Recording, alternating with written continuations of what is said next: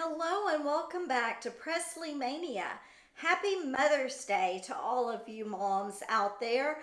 I hope you have had a wonderful day, that maybe you got to spend some time with your family, or maybe you just ended up with a little bit of time to yourself. That was much deserved.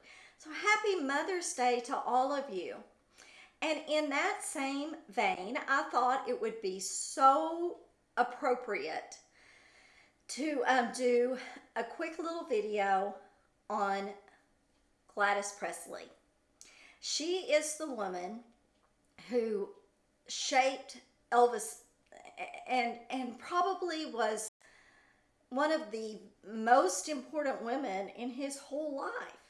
He always called her his special girl.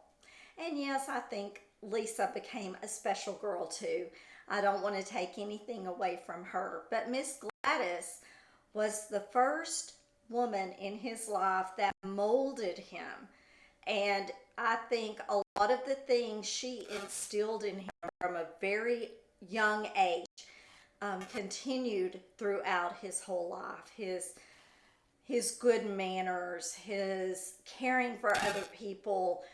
I think a lot of that stemmed from his mama.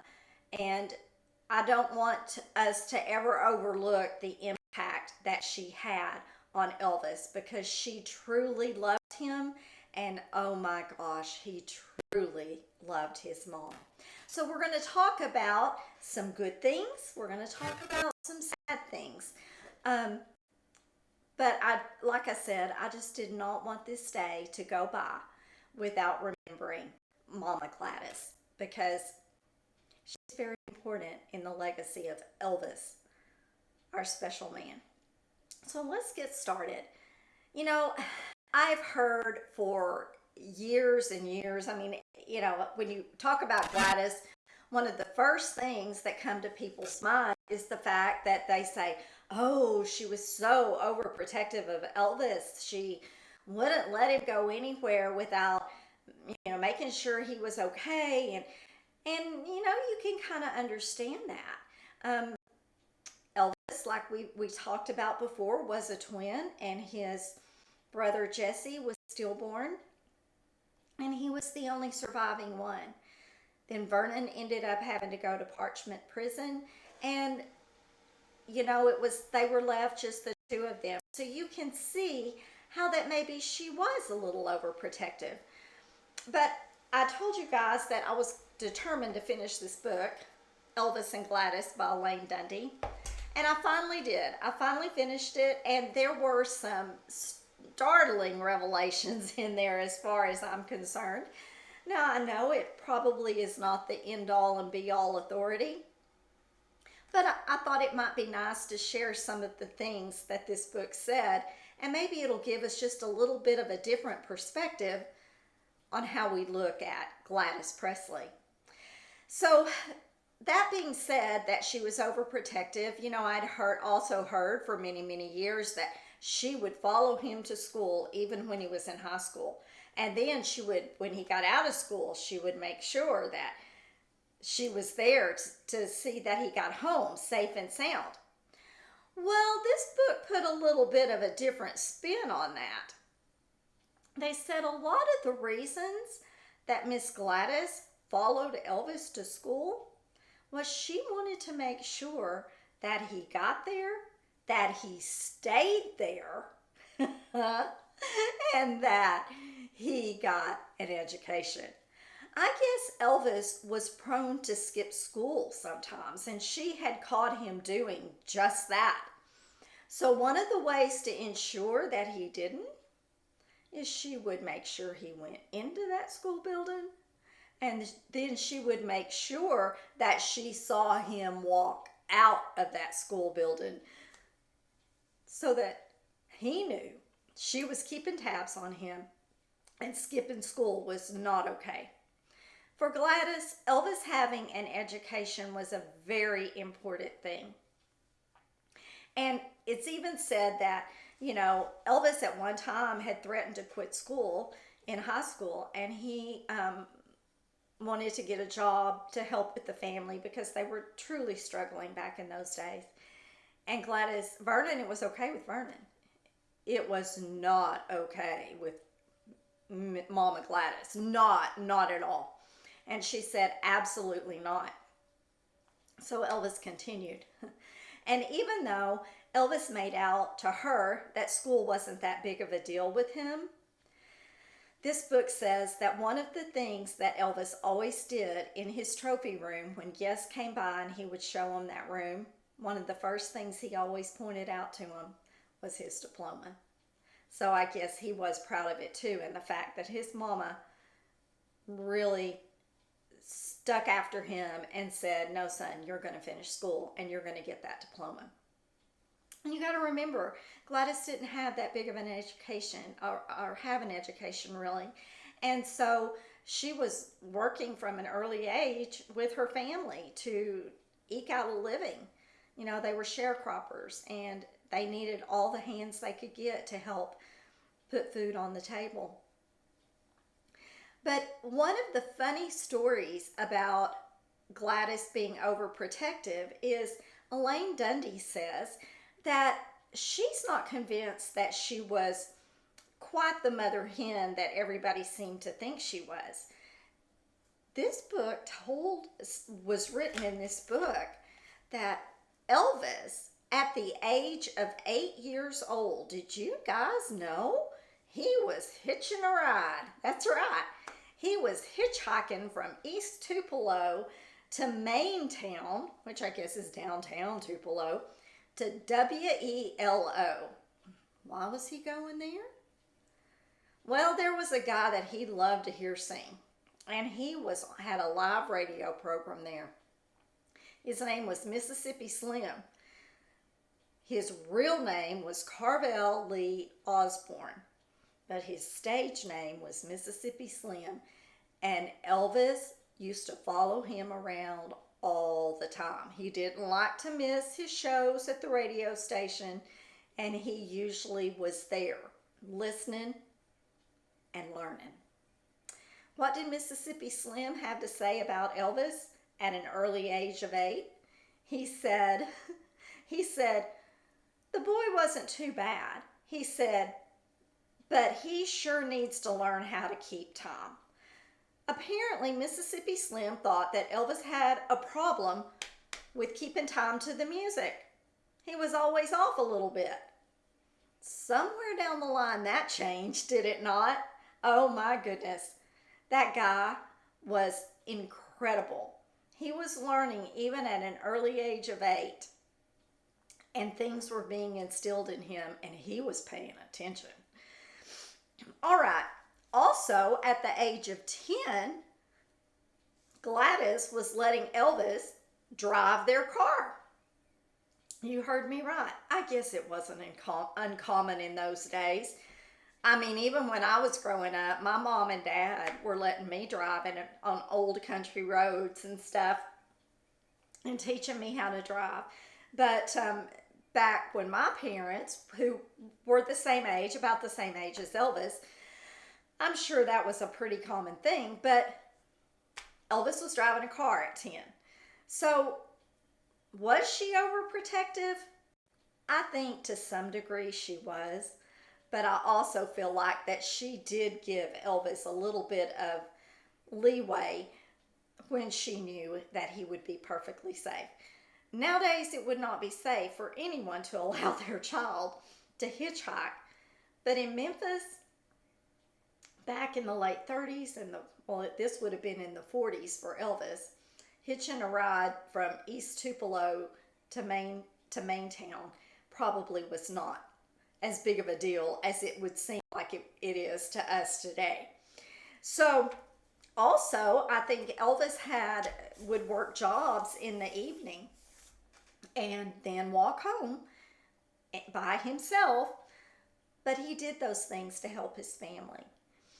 All right, also, let's go on. Oh, this is a sad story. When Elvis was 7 years old, Gladys was taken to the hospital on a stretcher. She was very ill. She was ill, all right. But little Elvis, they took her to the hospital, and little Elvis is holding her hand and crying the whole way. They needed to admit Miss Gladys in. Come to find out, she was having a miscarriage. So, and I'd heard that before, and that's according to this book. Um, how all they know this, I don't know where she got all of her information, although I do know that this Elaine Dundee spent a lot of time in Tupelo researching Elvis and the relationship with his mom, talking to many, many different people, and she had gotten this story from one of Gladys's close friends.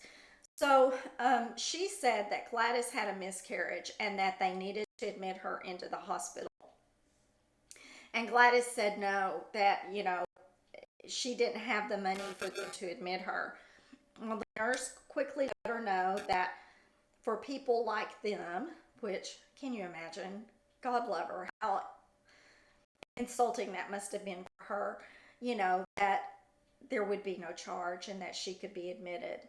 So Gladys said that she would agree to be admitted only when Elvis's Uncle Noah got there to pick him up and take him home. Excuse me, y'all. I'm about to start coughing, I'm afraid. Sorry.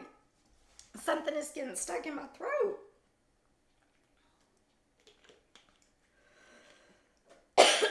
Okay. So anyway, Elvis's Uncle Noah got there. Am I going to be okay here? I don't know. Am I going to have to stop this show and start it all over? I hope not. Okay, here we are. Listen. I think I'm going to be all right. Anyway, Elvis's Uncle Noah got to the hospital, and he took Elvis home with him, and Miss Gladys was admitted. But they said the reason was because she had had a miscarriage. So that is so very sad. Apparently Gladys could not carry children after Elvis was born. So that is very, very sad. All right, the next thing that I wanted to talk about is one of the important things. We all know that Elvis was a voracious reader. He loved to read. He loved to learn. And I think a lot of that can be attributed to his mom, because she instilled in him how important it was to be knowledgeable.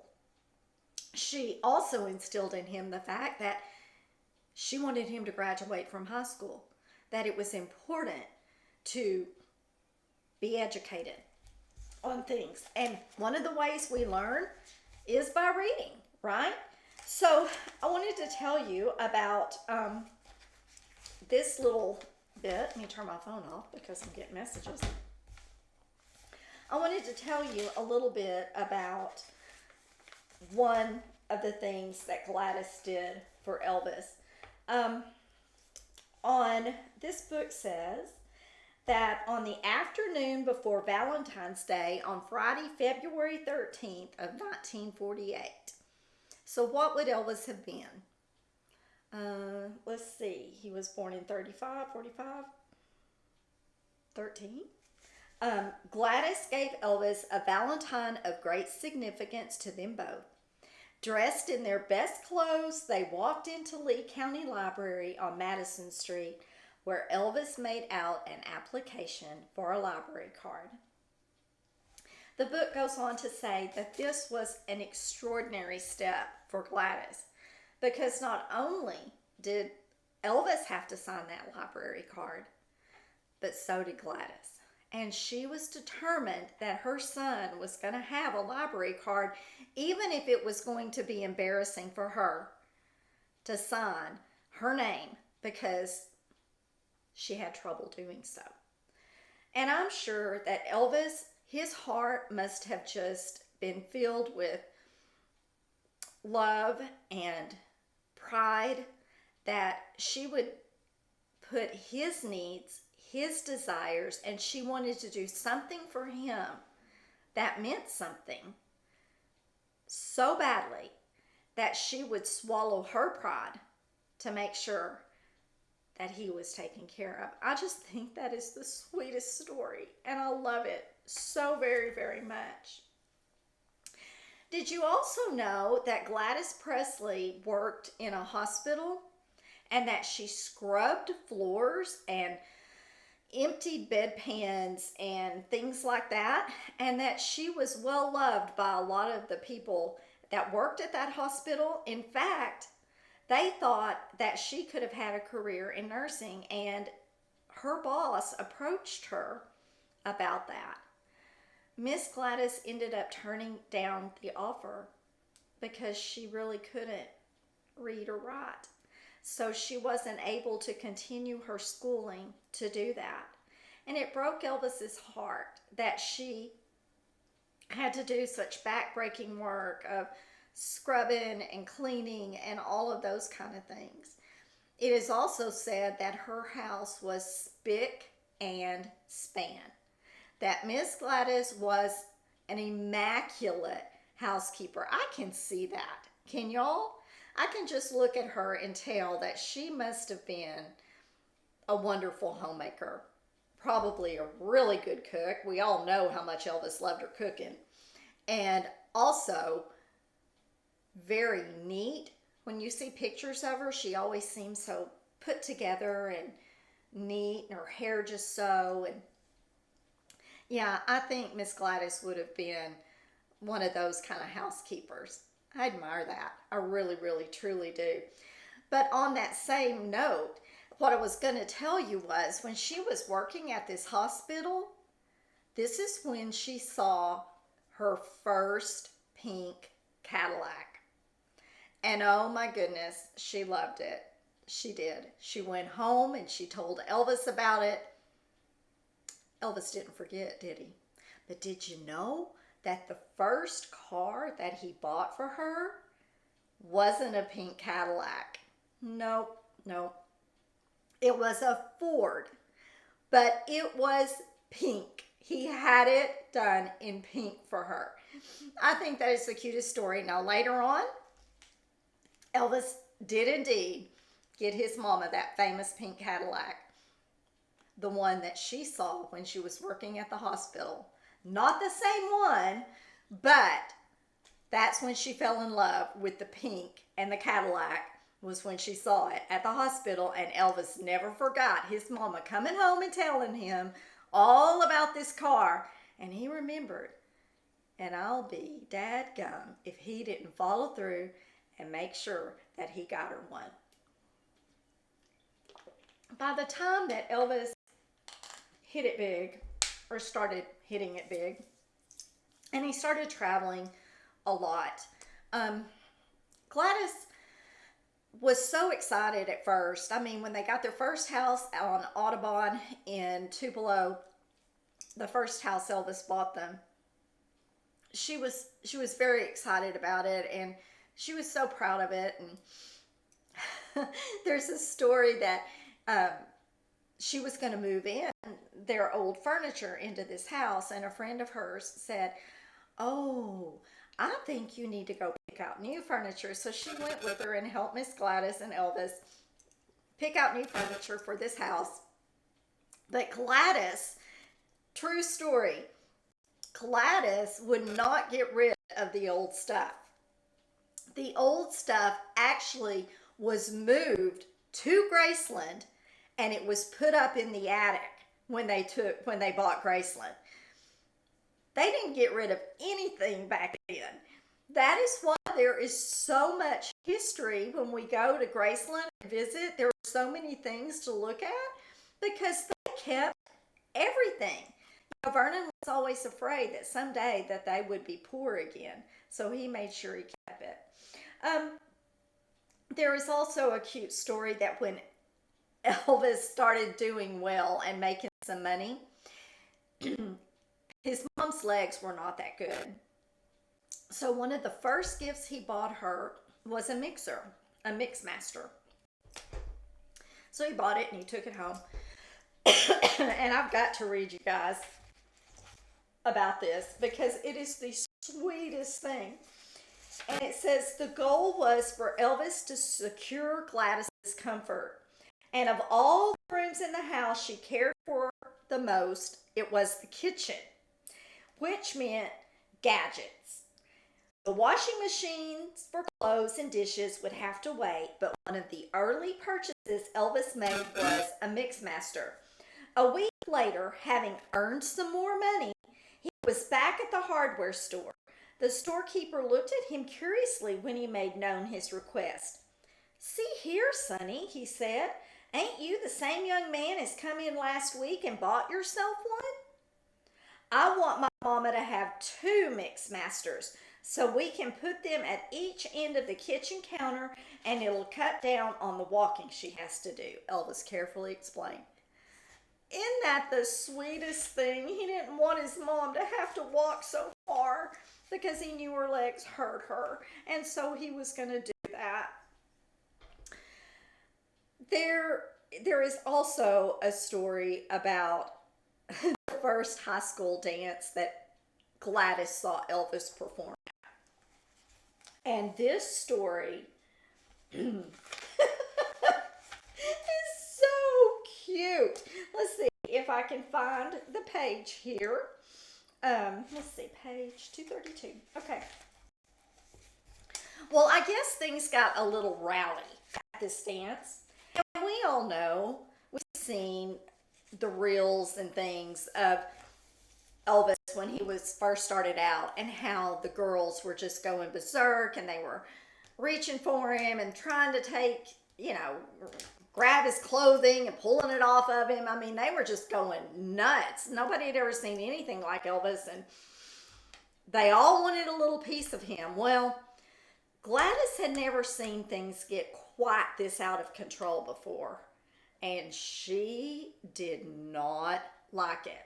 Gladys's sister Lillian was with them at the concert, and I guess the book says that the temperature in the gym was set to riot, and a riot was exactly what took place. Said 1 minute the boys and girls were more or less dancing, and the next the dancing stopped as the girls, discarding their partners, rushed to the bandstand with but one thought: to fling themselves at Elvis. Well, Aunt Lillian says that Gladys acted like Elvis was still a little bitty boy and that they had never left Tupelo, and she just marched herself, probably running up to that stage, grabbing those girls and demanding angrily why they were trying to kill her boy. And one of the girls said, "Well, I'm not trying to kill him. I just love him, so I want to touch him," the girl protested. Well, that did nothing to lessen Gladys's determination, per Aunt Lillian. She said, "Fling the girl aside, this tall, husky woman, with the help of her tall, husky husband, lifted," so Elvis's dad and mom, bodily lifted Elvis from the stage and bore him through the crowd off the premises. They took him off. Well, you can imagine that this probably didn't sit very well with Elvis because he was, at this point, used to this type of behavior, albeit his mother was not, and she did not like it. So I guess that Elvis probably ended up having to have a discussion with her. Gladys, I don't think, went to a whole lot of his concerts after that. But nevertheless, she did keep tabs on him. This video is running a little longer. There is so much to talk about where Elvis and Gladys are concerned. I am going to leave you with just, I guess, one of the last things. There's so many things that I could talk about where she's concerned, but this is something that I wanted to touch on because I think we're also, when I finish the divorce documents, which I'm hoping here within the next week or two, that I will have that final show out to you guys. I think we may delve into a little bit of Elvis and the Colonel's relationship. And the reason I say that is because this book has sparked some interest on my part. We all know that when Elvis was inducted into the Army, Gladys was already kind of on a downhill spiral, not not doing well physically, lots of health problems. And then when Elvis was inducted into, or was in Fort Hood, he ended up getting a trailer first, and then he rented a house.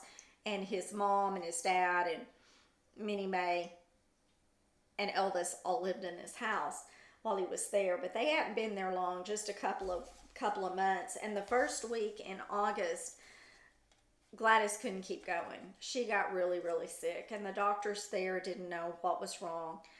And so the only thing to do was to get her back to Memphis. So, Gladys didn't like to fly, so Elvis drove them to Fort Worth and put them on a train. And in a few hours, Gladys was back home in Memphis, and went to the doctor, and they admitted her to the hospital, and we all know what happened after that. But one of the things that just broke my heart was that Elvis and his family, it was very Southern custom back then to have the funeral services in your home. They would bring the casket and the body back to the house, and you would have the service at your home, and then you would, take the body to the cemetery to be buried. Well, so they made the funeral arrangements, I guess Vernon and Elvis, and the book says that they had made the arrangements, and I want to just read y'all this. The funeral services were to be held where Gladys and Vernon's forebears had always held them, in their home. The Presleys' pastor at the First Assembly of God Church, the Reverend James E. Hamill, would officiate, and Gladys's favorite gospel quartet, the Blackwoods, would sing her favorite hymns. Food would be specially prepared for the guests, many of whom would bring their own specially cooked dishes in honor of the occasion. Suddenly, these plans were changed. The Memphis morning paper, the Commercial Appeal, made the announcement in good time. Services for singer Elvis Presley's mother will be at 3:30 this afternoon in the National Funeral Home. Original plans for the funeral to be at Graceland were canceled on advice of his manager, Colonel Tom Parker of Nashville. Elvis said his mother loved all of his fans. Colonel Parker said he wanted them to have a last chance to see her. The colonel feared damage from curiosity seekers, but the singer's wish to have his mother at home so he and his father might be with her in the last hours before the services was granted. The casket will remain at the home until 9 this morning, when it will be returned to the funeral home. Do you really think those were Elvis's wishes, or do you think it was the colonel who decided to make a spectacle of Gladys's passing? That's what it sounds like to me, and it makes me nauseous and sick. It truly does. That is just kind of a testament of how he did things where Elvis was concerned. Elvis didn't have that much of a voice with the colonel. It doesn't seem. But in this instance, I don't think the colonel had any business jumping into that. Do y'all? None at all. So what it ended up becoming was indeed just what I said. It became a spectacle. Not only that, when Elvis and Vernon were sitting on the steps, that famous picture of them sitting on the steps, and Elvis is in that white ruffled shirt, and he and Vernon are arm in arm, and you can tell that they're just distraught and crying, and it's so sad. Did you know that the colonel had the gates to Graceland opened so that the press could come in and photograph them? Oh yeah, and ask them questions. I'm sorry, that when I read that, and I'd heard it before, but it really did make my blood pressure rise up quite a bit.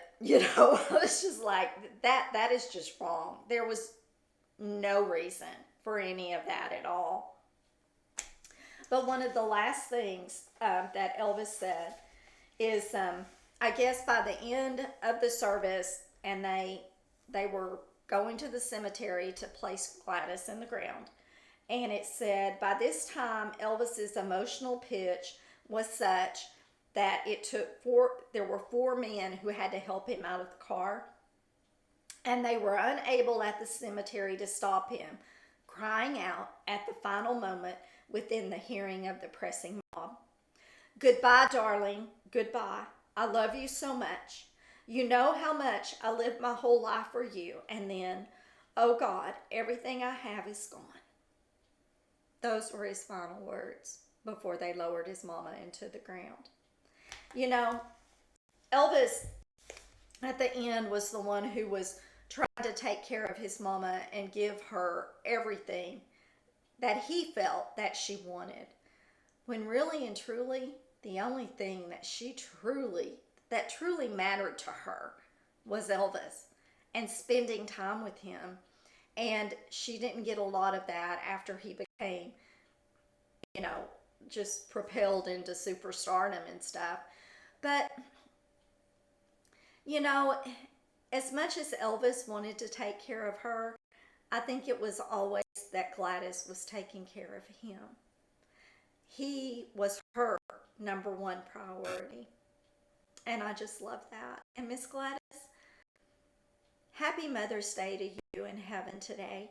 And I hope that you know that me, as one of his fans, has never forgotten you, and I never will. And I want to thank you for raising such a wonderful, wonderful son. You will never know how many people he has touched by his kind and considerate and generous nature.